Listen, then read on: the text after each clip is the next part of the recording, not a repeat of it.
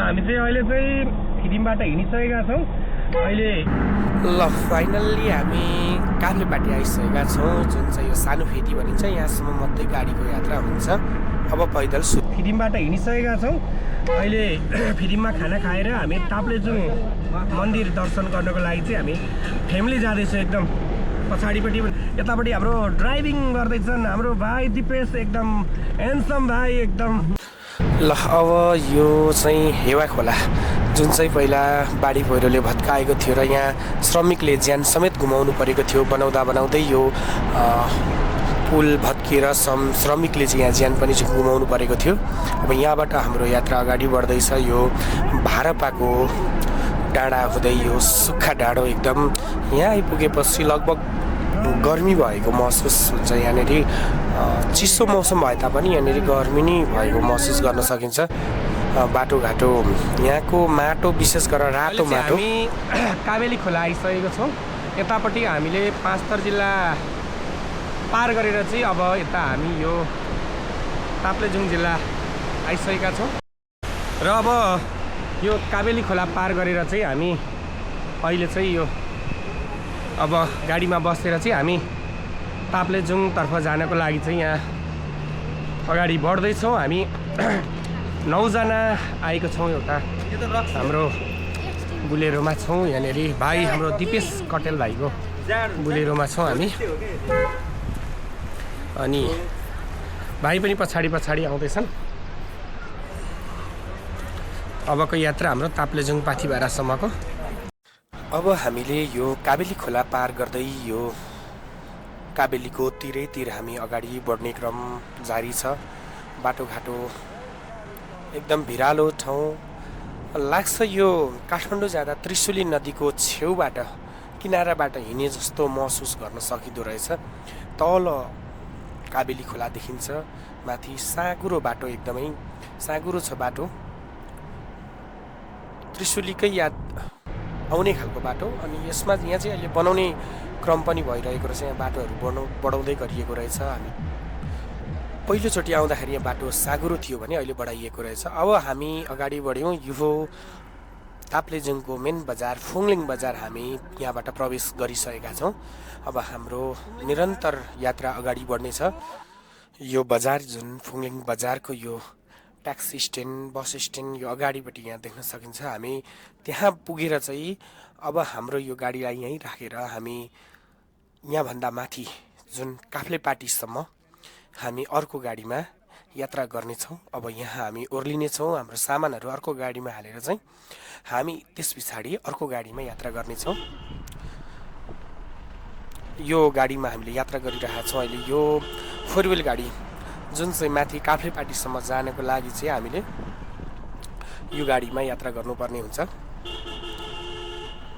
हामीले जुन आउँदै गरेको हामी कन्याम फेकलदेखि आउँदै गरेको गाडीलाई हामीले यहीँ ताप्लेजुङको फुङलिङमै राखेर हामी अर्को गाडी चढेर चाहिँ हामी अहिले उकालोतर्फ लागिरहेका छौँ।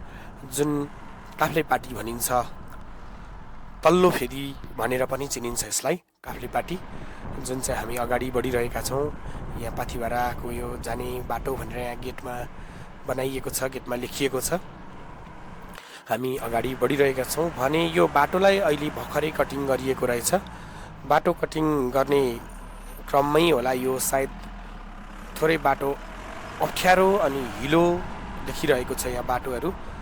यहाँनिर यो अप्ठ्यारो बाटो पनि हामीले पार गर्दै हामी अगाडि बढिरहेका छौँ। बाटो यहाँनिर खाल्डाखुल्डी अनि सायद यो पहिला ग्राभेल थियो, सोलिङ थियो भन्ने पनि यहाँ सुन्नमा आयो।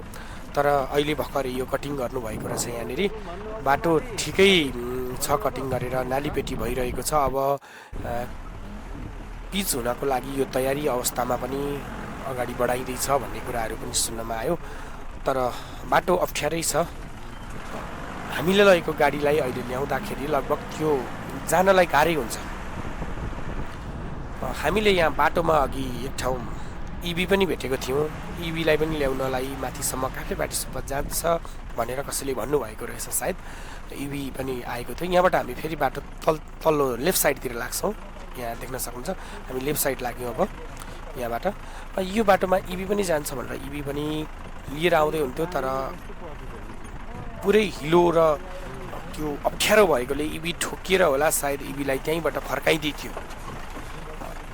हामीलाई स्कर्पियो या सुमो या अरू कुनै गाडी कारहरू लिएर चाहिँ हामी काफ्लेपाटी पुगिन्छ भनेर चाहिँ अहिलेको यो अवस्थामा चाहिँ नसोच्दा पनि हुन्छ। यहाँनिर हेर्नुहोस् त हिलो कस्तो छ, एकदमै हिलो छ, गाडी भासिँदै भासिँदै अगाडि बढेको छ।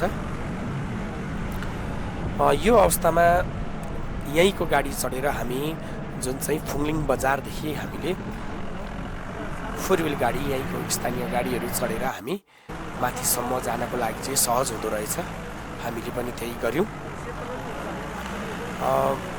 बाटो अबको केही वर्षमा त पक्कै पनि यो राम्रो हुन्छ होला आशा गरौँ।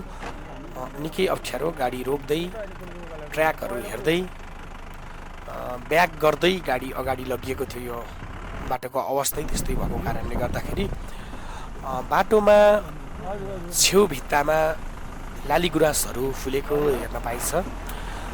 हामीले चाहिँ यो कस्तो भयो भने 2-4 दिन अगाडि पानी परेको कारणले गर्दाखेरि पनि गुराँसहरू अलिकति ढिलो भएर होला फुलिसकेको र बाटोको अर्को साइडमा भएकाले मैले यो साइडबाट भित्तो साइडमा भएकोले राइट साइड यो भित्तो साइड भएकाले मैले गुराँसको जुन फुलेको अवस्था पनि मैले हजुरहरूलाई देखाउन सकिनँ।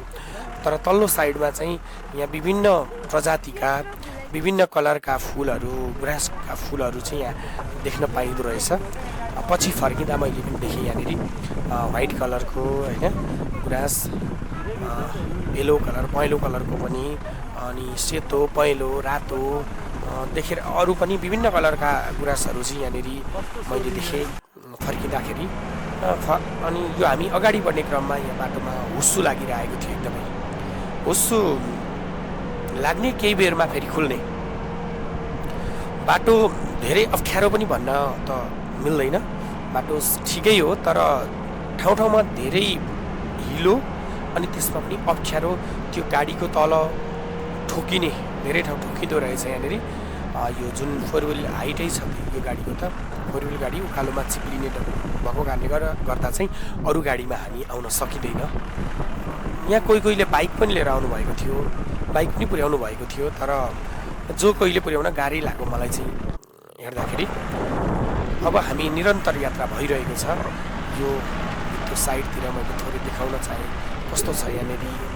यो माथि मन्दिर जस्तो देखेँ मैले, यो के रहेछ भनेर आफूलाई धेरै जान्ने इच्छा लाग्यो। यो सानो सानो मन्दिर जस्तो बनाइएको। अनि यो काफ्लेपाटीभन्दा माथि पुगेर हामी पैदल जाँदै गर्दा हेऱ्यौँ, त्यो त डस्टबिन रहेछ, कुहिने नकुहिने फोहोरहरू राख्नको लागि बनाइएको चिज रहेछ। सिमेन्टको जुन बनाइएको चिज चाहिँ डस्टबिन रहेछ, त्यो हेर्दै गयौँ। अब हाम्रो यो यात्रा भनेको अगाडि बढ्दैछ। हामी अहिले यो काफ्लेपाटी लगभग पुग्न लाग्यौँ, जसलाई तल्लो फेरि पनि भनिन्छ। त्यहाँनिर पुग्न लाग्यौँ हामी। यो बाटो अप्ठ्यारै बाटो भन्नुपर्छ।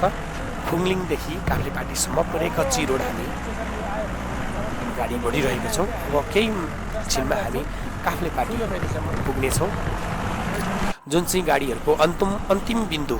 हामी फाइनल्ली अब काफ्लेपाटी पुगेका छौँ। यो काफ्लेपाटी हजुरहरूले यहाँ देख्न सक्नुहुन्छ। सबै गाडीहरू यहाँसम्म आएर चाहिँ अब सबै गाडी यहीँबाट फर्किने गर्दछन्। यहाँबाट पर देखेको त्यो रातो टिन लगाएको चाहिँ पैदल यात्रीको लागि माथिबाट पानीले नभिजियोस् भनेर बनाइएको। ठाउँ ठाउँमा धेरै ठाउँ त यही बनाइएको रहेछ, कहीँ थिएन। अब फाइनल्ली हामी काफ्लेपाटी पुगिसकेका छौँ। अब नेक्स्ट भिडियो म हजुरहरूलाई राख्ने नै छु यहाँभन्दा उँभोको पैदल